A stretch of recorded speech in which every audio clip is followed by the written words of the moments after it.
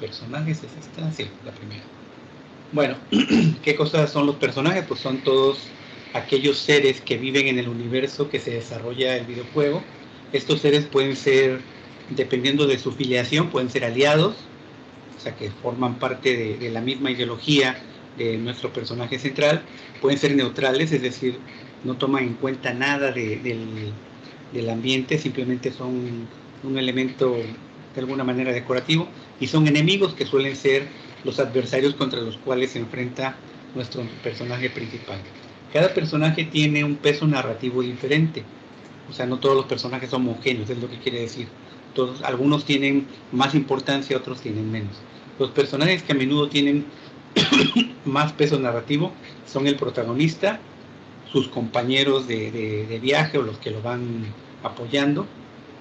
Los villanos también tienen que ver ahí, y los mentores o los gurús que lo van aconsejando a lo largo de la historia. Existen dos tipos de protagonistas, el protagonista caracterizado y el anónimo. El protagonista caracterizado es un personaje que ya trae ciertas características definidas desde que nace. Por ejemplo, Mario Bros es un personaje caracterizado.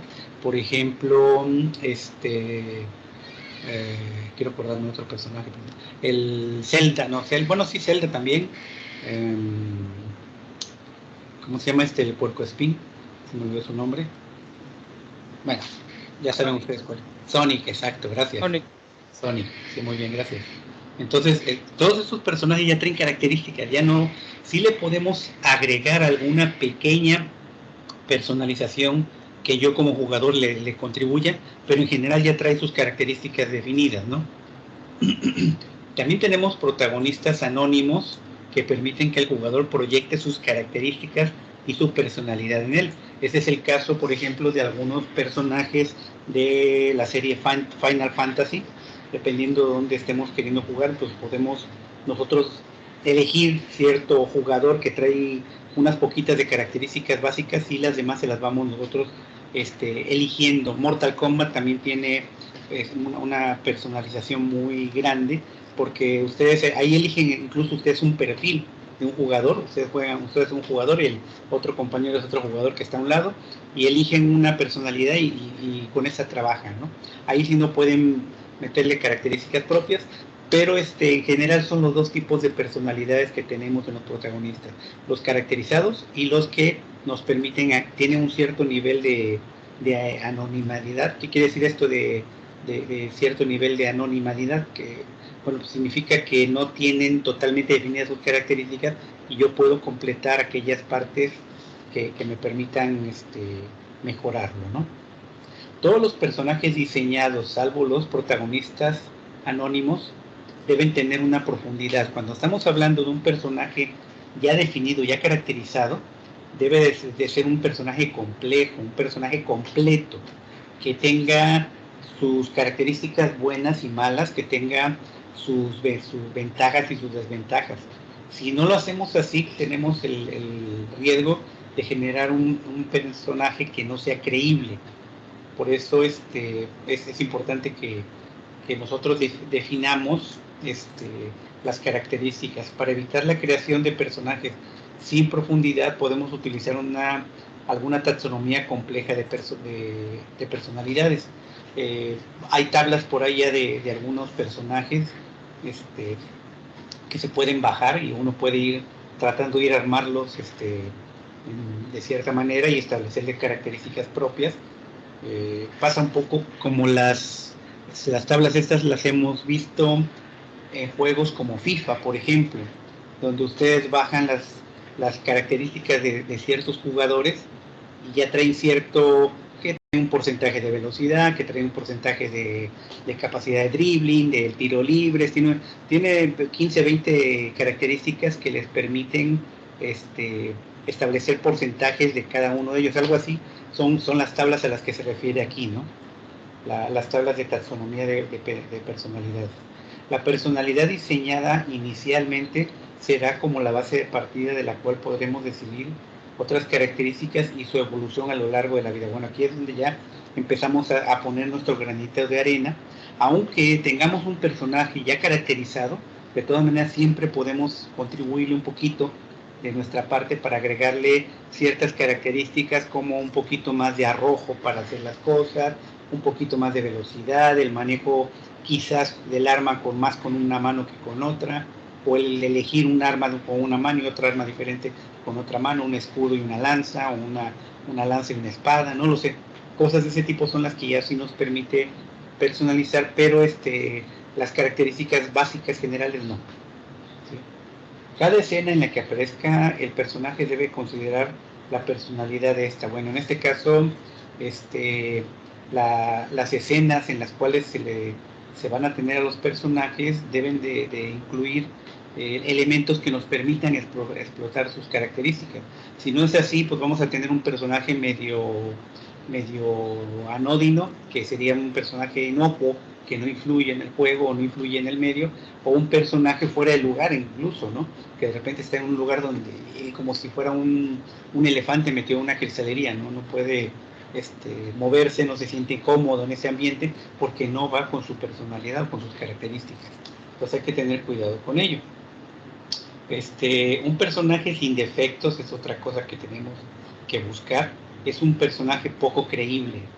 Los defectos humanizan a los personajes y permiten que los jugadores se proyecten en ellos. Si ustedes encuentran un personaje que sea todo perfección, el personaje no va a ser popular. ¿Por qué? Porque a nadie, a todo el mundo nos choca ese tipo de cosas, no nos sentimos identificados con él, entonces no queremos un personaje así. Incluso los personajes en los juegos, como el caso de Superman, como el caso de Batman, la Mujer Maravilla, que son personajes de cómics, les han tenido al principio, pues eran personajes toda perfección, pero ya después se fueron humanizando, se les fueron encontrando características que los hacían humanos, humildes, y a pesar de tener tanto poder, de todas maneras tienen talones de Aquiles o puntos débiles, ¿no? Y eso es lo que hace que el personaje, más bien que el usuario se identifique con el personaje, que el jugador se identifique con el personaje. Las características finales que decidamos atribuir al personaje deben verse reflejadas en cada una de sus líneas de diálogo y en sus acciones. Si nosotros le empezamos a imprimir cierto nivel de violencia, cierto nivel de respuesta a las acciones, por ejemplo, si empezamos a jugar, resulta que el jugador proyecta sobre el personaje una agresividad más alta de la que se esperaría quizás de él, pues se tiene que ver un poco reflejado también a la hora de poner ciertos adjetivos en el diálogo, que se vea que hay un poquito más de agresividad o de energía en ese personaje. Las líneas de diálogo que no aporten nada a la personalidad, a la trama o al mundo, fíjense bien, las líneas de diálogo que no aporten nada a la personalidad, ¿a quién se refiere? Pues al jugador, al personaje. A la trama se refiere a la historia, al mundo se refiere a las escenas. Son los tres elementos que tenemos que cuidar, que los diálogos nos proporcionen algo de información. Si tenemos diálogos que no incluyen ninguna de esas características, borren.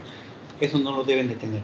O sea, un diálogo que te diga, oh, sí, felicidades, eres uno de los mejores. No me mejoró nada la personalidad, ni la trama, ni la escena donde me estoy moviendo. Entonces, ese tipo de cosas no deben de expresarse o de ponerse en diálogos, ¿no? Bien, la personalidad de los personajes también se refleja en sus acciones, en la forma en la que se mueven y la información sobre esto que se encuentra en el mundo. Bueno, eso ya sería un nivel de personalización muy complejo que los grandes juegos tienen, pero pues generalmente los grandes juegos que ya hemos comentado son juegos que están soportados por equipos muy grandes, donde hay gente, un equipo de gente exclusivamente dedicadas a la implementación, otro equipo de gente dedicada exclusivamente a cuidar la cuestión del diseño, otro equipo de gente dedicado exclusivamente al arte, o sea, el arte me refiero a diseñar personajes, diseñar características y todo, en cómo se verían, y todo esto, toda esta gente trabaja junta, pero suelen ser más de uno, suelen ser equipos a veces de 40 o 50 personas que están atrás de un videojuego, y por eso, más bien, eso les permite tener una cobertura más amplia, ¿no? ¿Cuál es la desventaja de esto? Pues que ya ahí, en ese tipo de situaciones, se pierde un poco la improvisación, la innovación espontánea que se presentan en los equipos más jóvenes, que eso es un poco lo que decía, ¿se acuerdan? El autor, ¿cómo se llama? Michael Salmo, decía que los equipos muy grandes suelen tener pocas ideas muy creativas, y que los equipos más pequeños de alumnos, incluso individuales, suelen tener ideas que a esos equipos grandes luego no, sí se les puede ocurrir, pero tarda más tiempo, ¿no? Entonces, esa es la ventaja que hay. Si los personajes pueden ser controlados por el jugador, las acciones y habilidades que se les permiten realizar a esto servirán para caracterizarlos. Bueno, eso también tiene que ver un poco ya con un ambiente más complejo de control de la personalidad. Frecuentemente se pasa por alto que la apariencia influye mucho en el modo en que los jugadores utilizan a los personajes. ¿Qué quiere decir esto? Que las características que se le vayan incluyendo, que tendría que ver también un poco con los logros y la forma en la que juegue, podría ir agregando elementos que hagan verse diferente al personaje. Por ejemplo, si estamos hablando de un soldado que va a destruir o que tiene que entrar en un mundo tipo Doom para hacer rescatar algo, lo que sea, y pues de repente entra a una sala y logra muy rápido matar a la gente, lo que sea, y eso implica que se va a ganar un premio, entonces o más bien internamente, se va a ganar un atributo que indica que es muy violento, que es muy rápido. Y entonces, ¿cómo le podemos lograr o caracterizar eso? Pues a lo mejor otorgando una pequeña insignia que se le ponga en ¿cómo se llama? En la solapa de la camisa o del uniforme, que sea una alita, que dé a entender que es muy rápido, y con un puño que diga que es muy fuerte, no sé. Cosas de ese tipo motivan a que el personaje vaya evolucionando, vaya cambiando, vaya teniendo algo en su atuendo, perdón, que lo distinga y lo haga llamar la atención. Entonces, tenemos que siempre reflejar esos cambios en la personalidad del usuario, ¿no? Me acuerdo que hay una etapa, hay un juego, no es en cualquiera, no me acuerdo específicamente cuál es, pero de los de Mario Bros, que le cambian el color del uniforme a Mario, ¿no? Su uniforme rojizo, bueno, rojo con amarillo, en una etapa se vuelve naranja y luego una etapa posterior se vuelve naranja, creo que es verde o azul, ya no me acuerdo. Ya ahí sí no recuerdo los detalles. Y ya luego vuelve otra vez al color rojo. Entonces, fue momentáneo, incluso creo que a partir de ahí fue donde surge Luigi, que es una especie como de clon de Mario. Ahí sí no desconozco más bien el detalle de la historia, pero por ahí va la cosa, ¿no? Bueno, eso es todo con respecto a de manera general, los personajes.